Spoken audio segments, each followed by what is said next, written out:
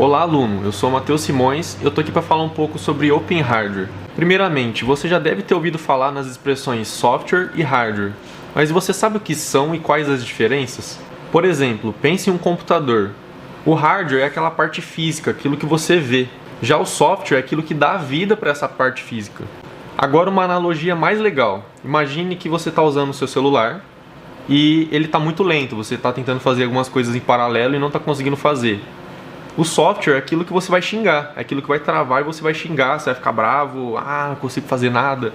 Agora o hardware é a parte física, aquilo que você vai jogar na parede, vai ficar bravo. Mas no contexto dessa aula, hardware não necessariamente tem que ter parte eletrônica, eletroeletrônica, como computador, celular.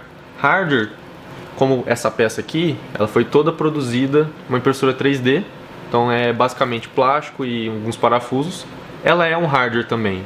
Então, no contexto dessa aula, hardware é qualquer dispositivo físico que resolve problemas. Agora que você sabe o que é um hardware, o que é Open Hardware? Nada mais é do que dispositivos como esse que foram disponibilizados todo o projeto de forma pública para que qualquer um consiga construir do zero, usar, modificar e até distribuir a sua modificação. Agora vamos pensar em dois mundos. Você só quer utilizar os projetos que já existem para resolver problemas do seu laboratório, ou você quer criar do zero, você é uma pessoa que já está ali com o espírito maker e você quer fazer do zero.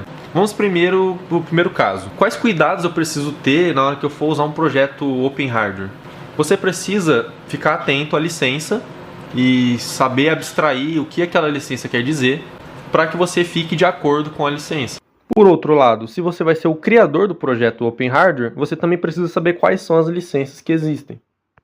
A licença é um conjunto de regras que o usuário precisa seguir para utilizar, modificar e várias outras restrições. Eu poderia falar por horas todas as licenças que existem, mas para facilitar eu vou falar só dessas licenças da Creative Commons. Então primeiro eu vou explicar os símbolos que estão aí no desenho, para depois explicar licença por licença.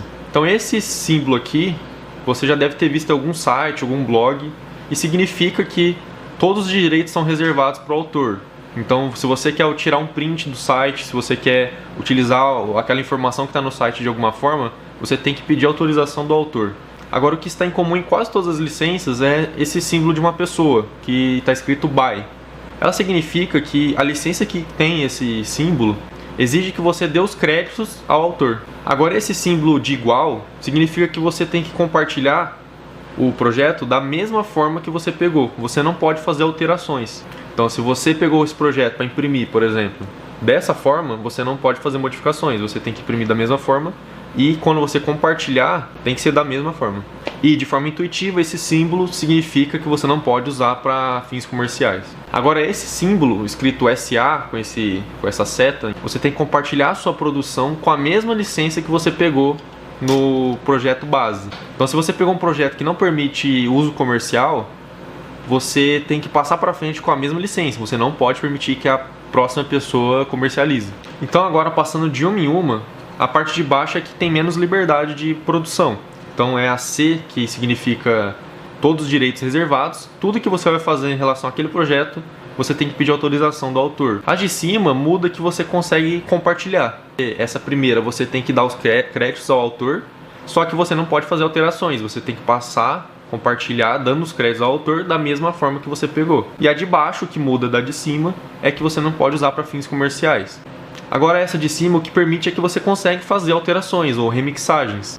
Esses dois exemplos não permitem uso comercial, mas desde que você dê créditos ao autor, você pode utilizar. Nós temos a by SA, que desde que você dê os créditos e você utilize a mesma licença, você pode usar para uso comercial, você pode fazer edições, você pode fazer o que você quiser.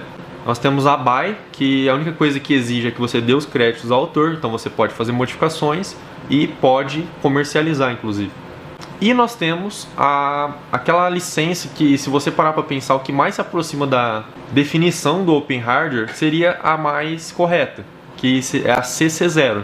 A CC0 permite que você faça qualquer alteração, qualquer modificação, que você passe para frente com a licença que você quiser.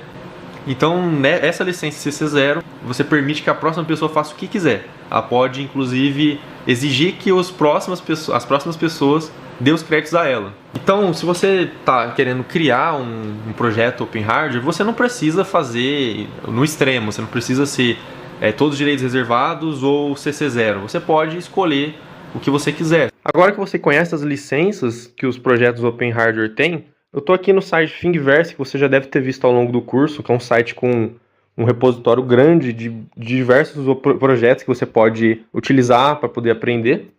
Eu vou, a fim de teste, eu vou procurar um projeto qualquer. Eu vou pegar esse primeiro projeto. Aqui, dentro do projeto, você vai ver diversas informações sobre ele, várias tutoriais, fotos, e assim que você descer aqui embaixo, você vai ver qual é a licença desse projeto. Então aqui o autor ele exige que você cumpra a licença da Creative Commons Attribution, que é a CC BY, né, que eu comentei. O que ele exige? Somente que você pode utilizar, você pode inclusive usar para fins comerciais, você pode fazer remixagens, desde que você dê os créditos ao autor. Então vamos ver que a licença desse projeto nos diz. Ela, como você já sabe, ela não permite fins comerciais, ela exige que seja dado os créditos ao autor e que você compartilhe com a mesma licença. Então você não pode passar para frente permitindo que seja comercializado, e você também não pode comercializar. Agora, um exemplo de aplicação do como um hardware pode ajudar no dia a dia, um exemplo famoso é o Arduino.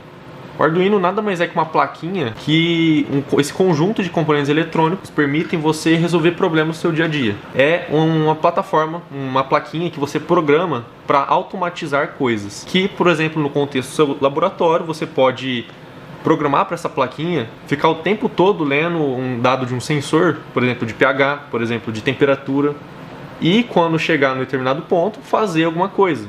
Mas o Arduino, ele é feito para ser fácil de fazer, e eu vou mostrar isso para você. Então, uma coisa muito interessante, você não precisa ter o Arduino para começar a programar com o Arduino. Nesse site que você está vendo aqui, que é o Tinkercad, você consegue fazer uma simulação de Arduino.